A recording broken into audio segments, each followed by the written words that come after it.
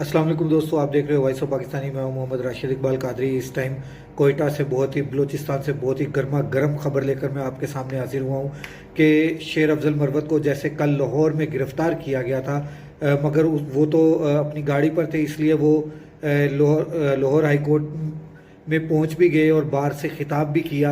और खिताब करने के बाद जब बाहर निकले तो किस तरह से उसको शेर अफजल मरवत खान को गिरफ्तार किया गया वो मैंने आपको अपने व्लॉग में, अपने वीडियो में दिखाया। मगर अभी मैं आपको दिखाने जा रहा हूं कि आज कोयटा के अंदर जैसे ही जहाज़ लैंड किया है तो शुएब शाहीन को जो है वो गिरफ्तार कर लिया गया है। और उसको दो ऑप्शंस दी जा रही हैं। एक ऑप्शन जो है कि आप यहाँ से फौरी तौर पे नेक्स्ट फ्लाइट में बैठें और वापस चले जाएं, या फिर हम आपको 16 MPO के तहत, जैसे शेर अफजल मरवत को लाहौर के अंदर पंजाब पुलिस ने 16 MPO के तहत 30 दिन के लिए नज़रबंद कर दिया है, हम भी आपको 30 दिन के लिए नज़रबंद कर देंगे। हम आपको आगे कन्वेंशन में नहीं जाने देंगे, कन्वेंशन नहीं होने देंगे हम। ये सारी बातें आपको अभी ये जो हमारे वहाँ पे दोस्त अहबाब हैं वो आपको अभी बताते हैं। ये आप देखिए ज़रा उनकी बात। बिस्मिल्लाहिर्रहमानिर्रहीम।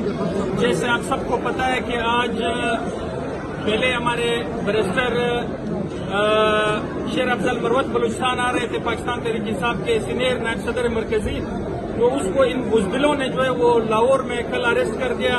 और उसके बाद जो है वो प्लान ये था कि barrister Shoaib Shaheen core committee member और इमरान खान साहब का जो है वो वोकल पर्सन है वो बलूचिस्तान आ रहा था। लेकिन अभी जो है वो इन्होंने एयरपोर्ट के अंदर अरेस्ट कर लिया है और उसको ये कहा गया कि आपने बाइज़ात यहाँ से या वापस जाना है या आपको 3 MPO के तहत जो है वो हम लोग अंदर कर देंगे। तो पाकिस्तान के तहरीक इंसाफ के बहुत सारे चाहने वाले यहाँ पे खान के फॉलोअर्स जो है वो मौजूद है और इंशाअल्लाह ताला हम खड़े आखिरी गेम तक लड़ेंगे।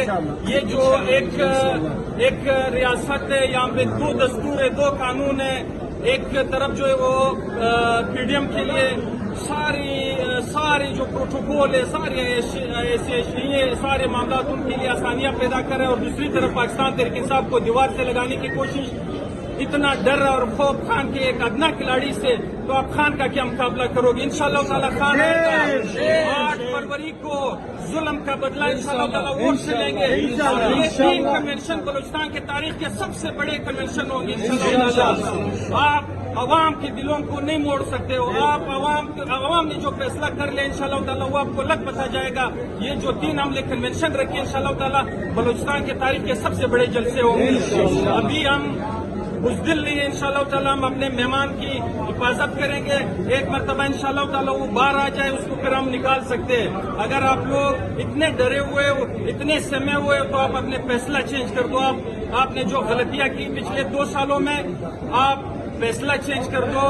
आप जो है वो सही रास्ते पे चलो। आप आवाम के साथ आके आवाम का फैसला मान लो। बहुत शुक्रिया, थैंक यू।